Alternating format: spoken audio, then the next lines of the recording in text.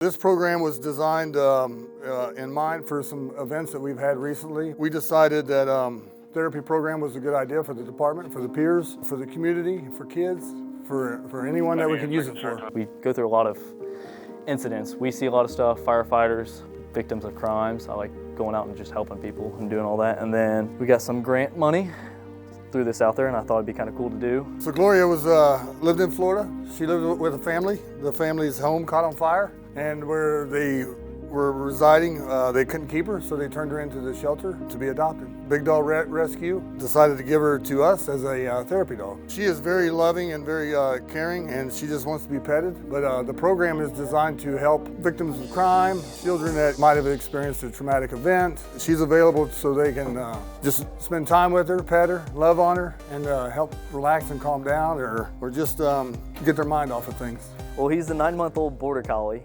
He's got a great personality. That's the one thing I love about him. He just wants to get pet and played. That's about it. Community's like, are we allowed to pet him? Absolutely. That's what he's here for. He's for your attention and ours. I mean, he doesn't bite. He doesn't do anything, track or anything like that. He just wants to play. I work patrol, so I'll have her during day shift. And anything that comes up that we can use her for, we'll use her for.